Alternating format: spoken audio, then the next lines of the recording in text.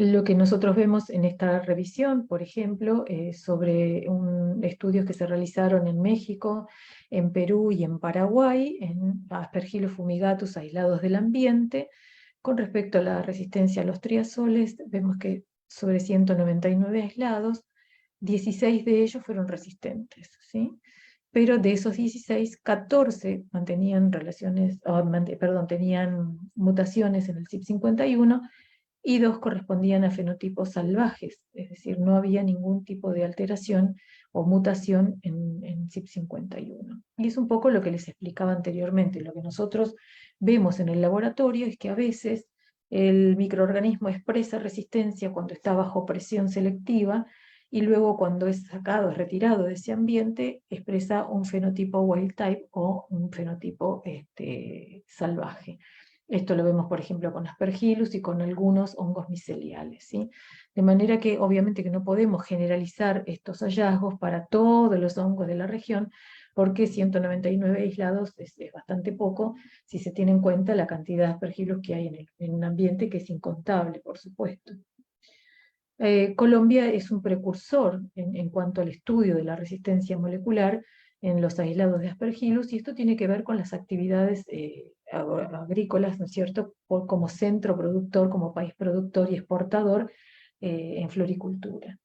Y lo que ellos hicieron a partir de estudios en jardines y en plazas en el centro de Bogotá, que habían sido fumigados con compuestos azólicos, y lo que pudieron comprobar es que para Aspergillus fumigatus encontraron los TR46, 53 y 34 presentes en algunas de las muestras, ¿no es cierto?, que habían tomado a partir del suelo. Pero también encontraron cepas wild type, es decir, expresan resistencia a lo mejor en una prueba de sensibilidad, pero no tienen ninguna alteración en su CYP51.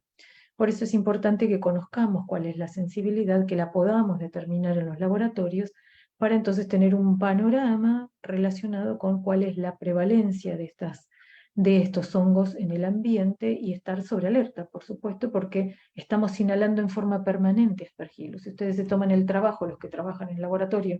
de tomar una placa de agar saburó, llevarla a sus casas y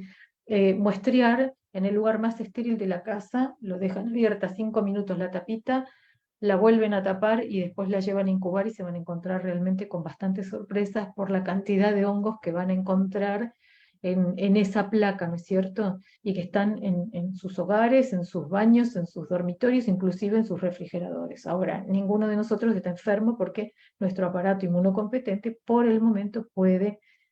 contrarrestar a estos propágulos que inhalamos permanentemente.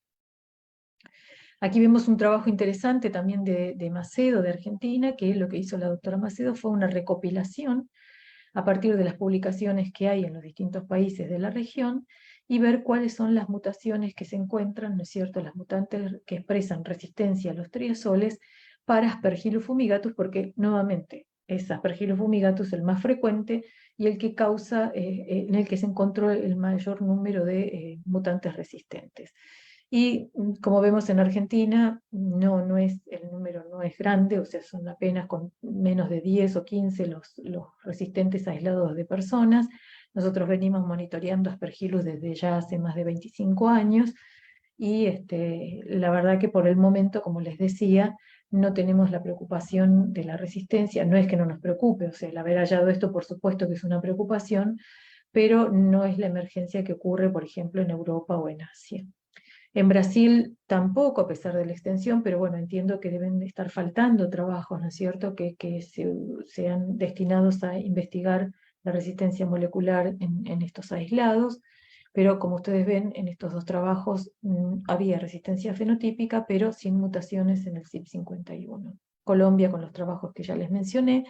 y en Perú sí encontrábamos pacientes con los que se ponía en evidencia los resistentes, teniendo en cuenta la ruta del paciente, ¿sí?, de acuerdo a lo que nosotros hemos podido comprobar.